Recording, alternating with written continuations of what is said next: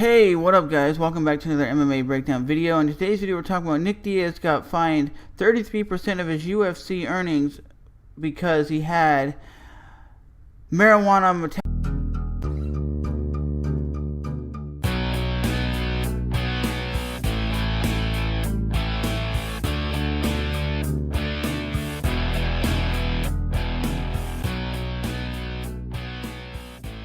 metabolites in his system, and they say this is his third time he's had this in his system. And the Nevada Athletic Commission is saying, well, we're gonna make it you're out of competition for 5 years.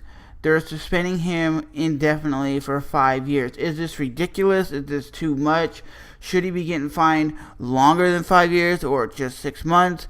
I mean, I understand it's marijuana, and marijuana isn't, to me, is not really the end-all be-all. It's not a bad drug. It's not a performance-enhancing drug, at least to my mind. I don't really think it's that bad of a thing. But he is kicked out of the UFC in competition for 5 years. So that's going to be all the way up till 2020. He's not even going to be able to fight. So I think this is pretty much the end of Nick Diaz's career. You're never going to see Nick in the octagon or anywhere else fighting. I mean, there was going to be some good fights. Even Carlos Condit said he would be willing to fight Nick Diaz again. Anderson Silva wanted to fight Nick Diaz again. And it's kind of crazy when Nick Diaz gets 5 years and Anderson Silva gets 1 year. But I can understand what they're saying. It was 3 times, and he got caught 3 times in a row.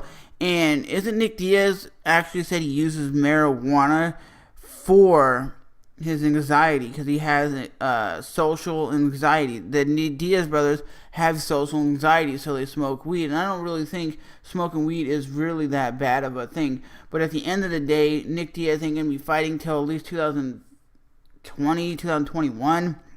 And by that time, the Nick Diaz hype train is going to be gone. I mean, I'm one of the biggest Nick Diaz fans ever. I love Nick and Nate Diaz. I love how they go out there, they talk shit, and they back it up. But it's sad when you see a fighter get 5 years. And 5 years for a fighter is devastating, because you know the competition is going to change so quickly, especially what competition is now compared to 2020. Is going to be totally different.